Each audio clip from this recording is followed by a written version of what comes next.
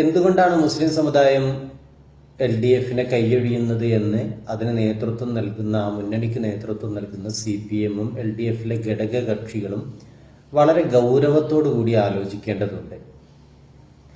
CPM പൂർണ്ണമായും മുസ്ലിം വിരുദ്ധമായ ഒരു പാർട്ടിയായി മാറി എന്നതുകൊണ്ടാണോ, അങ്ങനെ ജനങ്ങൾ കരുതുന്നത് കൊണ്ടാണോ, അല്ലെങ്കിൽ CPM വെള്ളാപ്പള്ളി നടേശനോട് പുലർത്തുന്ന അനുഭാവപൂർണമായ നിലപാടുകളാണോ, മുസ്ലിങ്ങളെ അപരവൽക്കരിക്കാൻ RSS നടത്തിക്കൊണ്ടിരിക്കുന്ന ശ്രമങ്ങളോട് പുലർത്തുന്ന അങ്ങേയറ്റം നിസ്സംഗമായ നിലപാടാണോ, ഇനി അതല്ല പോലീസിലെ സംഘപരിവാർ വൽക്കരണമാണോ, എന്തുകൊണ്ടാണ് മുസ്ലിം സമുദായം LDFിനോട് അകലാനിടയായത് എന്നതിനെ കുറിച്ചുള്ള പഠനം, അതേക്കുറിച്ച് നന്നായി പഠിക്കാൻ CPM തയ്യാറാകും എന്നു തന്നെയാണ് ഞാൻ വിചാരിക്കുന്നത്. അങ്ങനെ തയ്യാറാകേണ്ടതുണ്ട്. കാരണം ജനാധിപത്യത്തിൽ തോൽവികളൊക്കെ സ്വാഭാവികമാണ്.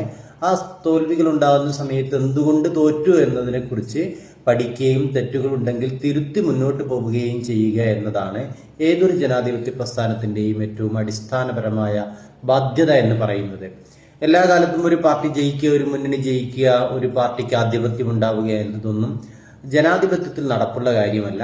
ജനാധിപത്യത്തെ അട്ടിമറിച്ച് അല്ലെങ്കിൽ ജനാധിപത്യത്തെ അട്ടിമറിക്കാവുന്ന വിധത്തിൽ സംവിധാനങ്ങൾ ഉപയോഗപ്പെടുത്തി, വോട്ടിംഗ് മെഷീൻ ഉൾപ്പെടെയുള്ള കാര്യങ്ങളെയൊക്കെ ഉപയോഗപ്പെടുത്തി അത്തരത്തിലുള്ള ശ്രമങ്ങളൊക്കെ നടക്കുമ്പോൾ അത് ജനാധിപത്യമാണോ എന്ന് സ്വാഭാവികമായ സംശയം ഉയരുന്നുണ്ടാകാം.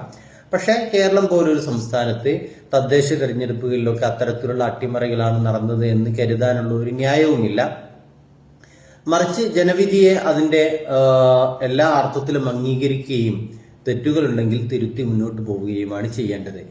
മുസ്ലിം സമുദായം പൂർണ്ണമായും LDFിനെ കൈവിട്ടു അല്ലെങ്കിൽ CPM-നെ കൈവിട്ടു എന്നല്ല ഞാൻ പറയുന്നത്. മുസ്ലിങ്ങളിലെ മഹാഭൂരിപക്ഷവും CPM-നെ കൈവിട്ടിട്ടുണ്ട് എന്ന് വേണം തദ്ദേശ തെരഞ്ഞെടുപ്പിലെ ഫലം മുന്നിൽ വെച്ച് വിലയിരുത്താൻ. സംശയമുള്ള ആളുകൾക്ക് കൊല്ലം ജില്ലയിൽ CPM-നുണ്ടായ LDFിനുണ്ടായ തകർച്ചയെ പരിശോധിക്കാവുന്നതാണ്. എത്ര വലിയ തകർച്ചയാണ് അവർ നേരിട്ടിട്ടുള്ളത് എന്ന്, പതിറ്റാണ്ടുകളായി ആധിപത്യം നിലനിന്ന മേഖലകളിൽ എങ്ങനെയാണ് LDF തെന്നി വീണത് എന്നതിനെ കുറിച്ച് പരിശോധിച്ചാൽ ഞാൻ ഈ പറഞ്ഞത് മനസ്സിലാക്കാൻ കഴിയും. നിങ്ങൾക്ക് വേണമെങ്കിൽ മുസ്ലിം പോക്കറ്റുകളെ വാർഡടിസ്ഥാനത്തിൽ തന്നെ എടുത്ത് മുസ്ലിം പോക്കറ്റുകളെ പരിശോധിക്കാവുന്നതാണ്. അത് കൊല്ലം ജില്ലയിൽ മാത്രമല്ല, ഏതാണ്ട് എല്ലാ ജില്ലകളിലും നിങ്ങൾക്കത് പരിശോധിക്കാവുന്നതാണ്. അങ്ങനെ പരിശോധിച്ചാൽ കിട്ടുന്ന ഉത്തരം മുസ്ലിം സമുദായത്തിലെ മഹാഭൂരിപക്ഷവും LDFിനെ കൈവിട്ടിട്ടുണ്ട് എന്നതാണ്. എനിക്ക് തോന്നുന്നു തദ്ദേശ തെരഞ്ഞെടുപ്പിന് മുമ്പ് തന്നെ CPM അത് തിരിച്ചറിഞ്ഞിട്ടുണ്ട്. നിലമ്പൂർ ഉപതെരഞ്ഞെടുപ്പ് കഴിഞ്ഞിട്ട് ഏറെ കാലമായിട്ടില്ല. നിലമ്പൂർ ഉപതെരഞ്ഞെടുപ്പ് കാലത്ത് തന്നെ CPM-ന് ഏറെക്കുറെ കാര്യങ്ങൾ മനസ്സിലായിട്ടുണ്ട് എന്നാണ് ഞാൻ വിശ്വസിക്കുന്നത്. കാരണം നിലമ്പൂർ ഉപതെരഞ്ഞെടുപ്പ് CPM-നെ സംബന്ധിച്ചിടത്തോളം വളരെ പ്രാധാന്യമുള്ളതായിരുന്നു. ഒന്ന്, അൻവർ LDF സ്വതന്ത്രനായി മത്സരിച്ച് ജയിച്ച് MLA ആയി. ആ MLA സ്ഥാനം രാജിവെച്ചാണ് അവിടെ തെരഞ്ഞെടുപ്പ് നടക്കാനിടയായ ഒരു സാഹചര്യം. MLA സ്ഥാനം രാജിവെച്ചതിനാലാണ് അവിടെ തെരഞ്ഞെടുപ്പ് ഉണ്ടായത്. അവിടെ സ്വതന്ത്രനായി തന്നെ അഥവാ മൂന്നാം കക്ഷിയായി തന്നെ അൻവർ മത്സര രംഗത്തുണ്ടായിരുന്നു. അൻവറിനെ എങ്ങനെയെങ്കിലും തോൽപ്പിക്കുക എന്നത് ഏറ്റവും പ്രധാനമായ ലക്ഷ്യമായിരുന്നത് കോൺഗ്രസിൻ്റെതല്ല, CPM-ന്റേതായിരുന്നു. പിന്നീട് കോൺഗ്രസ് ആ ലക്ഷ്യത്തിലേക്ക് വന്നു. കാരണം അൻവറും കോൺഗ്രസും തമ്മിൽ സ്വരച്ചേർച്ച ഇല്ലാതാവുകയും അവർക്കിടയിൽ രൂപപ്പെട്ടു വരും എന്ന് പ്രതീക്ഷിച്ചിരുന്ന സഖ്യം നഷ്ടപ്പെടുകയും ഇല്ലാതാവുകയും ചെയ്ത സമയത്ത് അൻവറിന്റെ തന്നെ പ്രധാനപ്പെട്ട ഒരു എതിർപ്പ് കോൺഗ്രസിനോടായിത്തീർന്നു. അല്ലെങ്കിൽ VD സതീശനെ ലക്ഷ്യമിട്ടുള്ള എതിർപ്പുകൾ അൻവറിന്റെ ഭാഗത്തു നിന്നുണ്ടായി. പക്ഷെ അപ്പോഴും CPM-നെ സംബന്ധിച്ചിടത്തോളം തങ്ങൾക്ക് പരാജയം സംഭവിച്ചിട്ടില്ല. അൻവറിന്റെ പുറത്തേറിയല്ല നിലമ്പൂരിൽ തങ്ങൾ കാലങ്ങളായി വിജയിച്ചു വരുന്നത് എന്ന് സ്ഥാപിക്കേണ്ടതുണ്ടായിരുന്നു. അതുകൊണ്ട് മുഖ്യമന്ത്രി ഉൾപ്പെടെയുള്ള പ്രധാനപ്പെട്ട നേതാക്കളെല്ലാം അവിടെ വന്നു, മന്ത്രിമാർ അവിടെ തമ്പടിച്ചു, MLA-മാരുണ്ടായിരുന്നു, സാധ്യമാകുന്ന MP-മാരെ കൊണ്ടുവന്നു. അങ്ങനെ ഈ അർത്ഥത്തിൽ വലിയ വലിയ ഓളം സൃഷ്ടിക്കാൻ അവിടെ CPM ശ്രമിച്ചു. അവരുടെ ഏറ്റവും കരുത്തനായ നേതാവിനെ തന്നെ കളത്തിലിറക്കി. M സ്വരാജ് എന്ന് പറയുന്നത് CPM-ന് ഇന്ന് ഇക്കാലത്ത് മുന്നോട്ട് വെക്കാൻ കഴിയുന്ന ഏറ്റവും പ്രധാനപ്പെട്ട നേതാവാണ്. ആ നേതാവിനെ തന്നെ കളത്തിലിറക്കിയിട്ട് പോലും CPM-ന് ലക്ഷ്യം നേടാൻ കഴിഞ്ഞില്ല. ആ ലക്ഷ്യം നേടാൻ കഴിഞ്ഞില്ല എന്ന് മാത്രമല്ല, അൻവർ പ്രതീക്ഷിച്ചതിനേക്കാളേറെ വോട്ടുകൾ CPM കേന്ദ്രങ്ങളിൽ നിന്ന് പിടിക്കുകയും ചെയ്തു.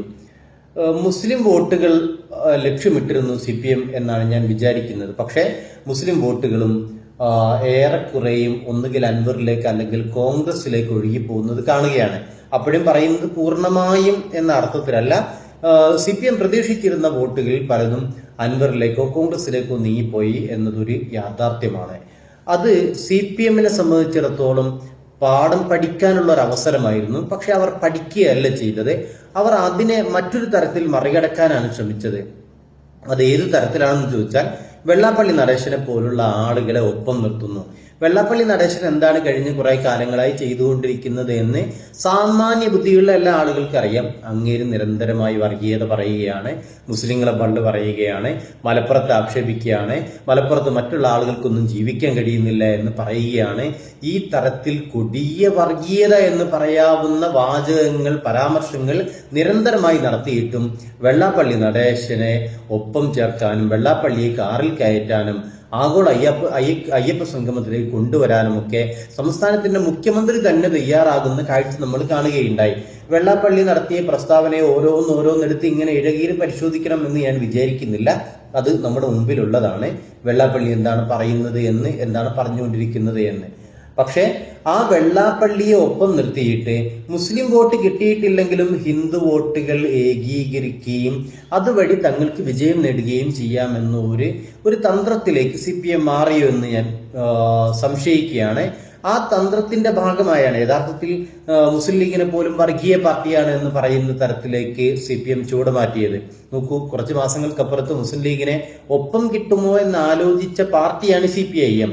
ആ പാർട്ടിയാണ് സമീപ മാസങ്ങളിൽ മുസ്ലിം ലീഗ് വർഗീയ പാർട്ടിയാണ് എന്ന നിലപാടെടുക്കുന്നു. UDFനെ ആ തരത്തിൽ വർഗീയമായി ചിത്രീകരിക്കാനുള്ള ശ്രമങ്ങൾ നടക്കുന്നു. ഈ തരത്തിലുള്ള പ്രചാരണങ്ങളുടെയൊക്കെ ആത്യന്തികമായ ലക്ഷ്യം തീർച്ചയായും ഇപ്പുറത്ത് ഹിന്ദു വോട്ടുകൾ ഏകീകരിക്കുക എന്നതായിരുന്നു. പക്ഷെ ആ ഹിന്ദു വോട്ടുകളുടെ ഏകീകരണവും സംഭവിച്ചില്ല. ആ വോട്ടുകൾ പലതും പോയത് BJPയിലേക്കാണ് എന്ന് വേണം സംസ്ഥാനത്തെ പലയിടങ്ങളിലെയും തെരഞ്ഞെടുപ്പ് ഫലം വിലയിരുത്തുന്ന സമയത്ത് മനസ്സിലാക്കേണ്ടത്. തിരുവനന്തപുരം അത് പരിശോധിക്കാവുന്നതാണ്. മറ്റൊന്ന് എടുത്ത് പറയേണ്ടുന്ന ഒരു കാര്യം വാർഡ് വിഭജനത്തിലെ അശാസ്ത്രീയതയാണ്, അല്ലെങ്കിൽ വാർഡ് വിഭജനത്തിലെ തനി രാഷ്ട്രീയമാണ്. അങ്ങനെ പറയേണ്ടതുണ്ട്. ആ തനി രാഷ്ട്രീയം കോൺഗ്രസിനെ തോൽപ്പിക്കാൻ വേണ്ടിയിട്ടാണ് നടത്തിയതെങ്കിൽ പോലും അതിന്റെ മിക്കയിടങ്ങളിലെയും ഗുണഭോക്താക്കളായി BJP മാറി എന്നതാണ്. ഭീമാപ്പള്ളി പോലുള്ള സ്ഥലങ്ങളിൽ വാർഡ് വിഭജനവുമായി ബന്ധപ്പെട്ടുണ്ടായ വിവാദങ്ങൾ നിങ്ങൾ ഓർക്കുന്നുണ്ടാകും.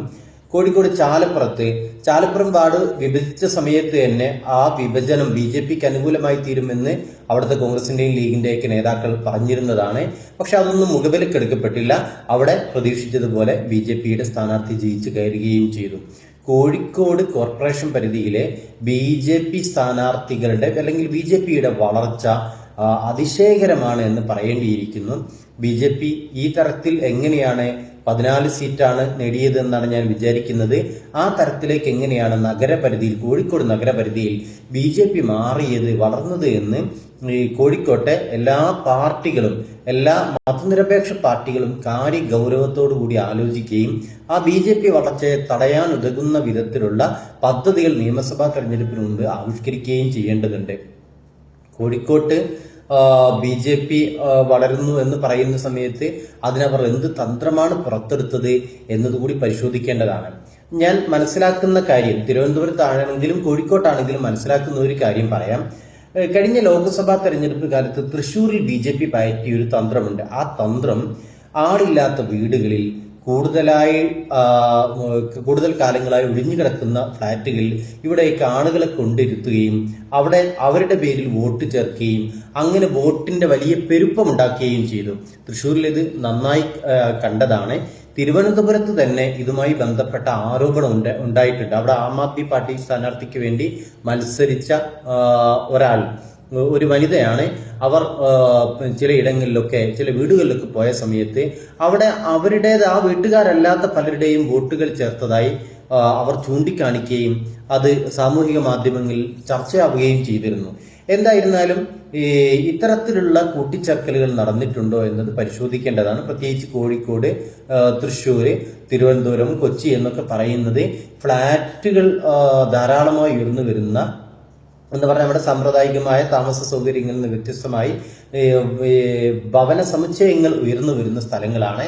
അവിടെയെല്ലാം ഈ തരത്തിൽ വോട്ട് ചേർക്കപ്പെട്ടിട്ടുണ്ടോ, ഉണ്ടെങ്കിൽ അത് ആരാണ് വോട്ട് ചേർത്തത് എന്ന്, അതെങ്ങനെയാണ് BJPക്ക് ഗുണകരമായി തീർന്നത് എന്നതിനെ കുറിച്ച് ഈ പറയുന്ന ജനാധിപത്യ പാർട്ടികൾ സമയമെടുത്ത് പഠിക്കുകയും പരിശോധിക്കുകയും ചെയ്യേണ്ടതുണ്ട്.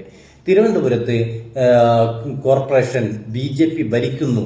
BJPയുടെ ദീർഘകാലത്തെ അജണ്ടയാണ്. ദീർഘകാലം അവർ പ്രയത്നിച്ച ഒരു ലക്ഷ്യത്തിലേക്ക് BJP എത്തിച്ചേർന്നിരിക്കുന്നു. തിരുവനന്തപുരത്തുകാർക്ക് നന്ദി പറഞ്ഞുകൊണ്ട് പ്രധാനമന്ത്രി തന്നെ രംഗത്ത് വന്നത് ശ്രദ്ധേയമാണ്. എങ്ങനെയാണ് അവിടെ ഈ തരത്തിലുള്ള വലിയ മുന്നേറ്റം BJP നടത്തിയിട്ടുള്ളത് എന്നത് പഠിക്കേണ്ട കാര്യമാണ്. പഠിക്കണം എന്ന് പറയുന്നത് BJPയുടെ ഈ വളർച്ച ഏതെല്ലാം ഘടകങ്ങളെ ആശ്രയിച്ചാണ് എന്ന് മനസ്സിലാക്കുന്നതിനപ്പുറത്ത് അടുത്ത തെരഞ്ഞെടുപ്പിന് മുമ്പെങ്കിലും അതിനുള്ള പ്രതിരോധം തീർക്കുക എന്ന ലക്ഷ്യത്തോടു കൂടി ആവേണ്ടതുണ്ട്. തിരുവനന്തപുരത്ത് BJP അധികാരത്തിൽ വരുമെന്നൊക്കെ വലിയ പ്രതീക്ഷ ഈ ഫലം വരുന്നതിന് മുമ്പ് തന്നെ VV രാജേഷിനെ പോലുള്ള അവിടെയുള്ള BJP നേതാക്കൾ പ്രകടിപ്പിച്ചിരുന്നു. ആ പ്രതീക്ഷയെ ബലപ്പെടുത്തുന്ന വിജയമാണ് അവിടെ BJPക്ക് കിട്ടിയിട്ടുള്ളത്. വലിയ മുന്നേറ്റം കഴിഞ്ഞ തദ്ദേശ തെരഞ്ഞെടുപ്പ് കാലത്ത് CPM-ഉം LDF-ഉം നടത്തിയിരുന്നു. LDF-ന്റെ മേയറാണ് CPM-ന്റെ ആര്യ രാജേന്ദ്രനാണ് അവിടെ കഴിഞ്ഞ 5 വർഷം മേയറായിരുന്നിട്ടുള്ളത്. അവിടെ എന്തുകൊണ്ടാണ് ഈ തരത്തിൽ CPM ഒക്കെ പ്രതീക്ഷിച്ച ഇന്ന് രാവിലെ പോലും അവിടെ നിന്നുള്ള നേമത്ത് നിന്ന് ഉള്ള തിരുവനന്തപുരത്ത് നിന്നുള്ള V ശിവൻകുട്ടി മന്ത്രി പറഞ്ഞത് അവിടെ 50-60 സീറ്റുകൾ 60 സീറ്റ് വരെ CPM LDF നേടും എന്ന ശുഭാപ്തി പ്രകടിപ്പിക്കുകയാണ് അദ്ദേഹം ചെയ്തിട്ടുള്ളത്. ആ പ്രതീക്ഷയൊക്കെ തകിടം മറിച്ചുകൊണ്ട് എങ്ങനെയാണ് 50 സീറ്റിലേക്ക് BJP വളർന്നത്, എങ്ങനെ BJP 50 സീറ്റ് നേടി, എന്തുകൊണ്ട് CPM-ന്റെ വോട്ടുകൾ CPM-ന്റെ സീറ്റുകൾ കുറഞ്ഞു എന്ന് CPM പരിശോധിക്കേണ്ടതുണ്ട്. കോൺഗ്രസിനെ സംബന്ധിച്ചിടത്തോളം സീറ്റുകൾ കുറയുകയല്ല, കൂടുകയാണ് ചെയ്തിട്ടുള്ളത്. കഴിഞ്ഞ തവണയിൽ നിന്ന് വ്യത്യസ്തമായി മെച്ചപ്പെടുത്തുകയാണ് കോൺഗ്രസ് ചെയ്തിട്ടുള്ളത്. എങ്കിൽ പോലും അവരും പഠിക്കേണ്ടതുണ്ട് എങ്ങനെയാണ് BJP വളർന്നത് എന്ന്. BJPക്ക് അവിടെ ഒരു മേയർ ഉണ്ടാകുന്ന തലസ്ഥാന നഗരിയിൽ ഒരു മേയർ ഉണ്ടാകുന്ന വിധത്തിലേക്ക് BJP എങ്ങനെയാണ് അവരുടെ ഓപ്പറേഷൻ നടത്തിയിട്ടുള്ളത് എന്ന് കോൺഗ്രസും പഠിക്കേണ്ടതുണ്ട്. ആ പഠനങ്ങളിൽ നിന്നാണ് കേരളത്തിന്റെ ഭാവി ജനാധിപത്യത്തെക്കുറിച്ചുള്ള, ഭാവി മതനിരപേക്ഷതയെക്കുറിച്ചുള്ള പ്രതീക്ഷകൾ ഉയർന്നു വരേണ്ടത്.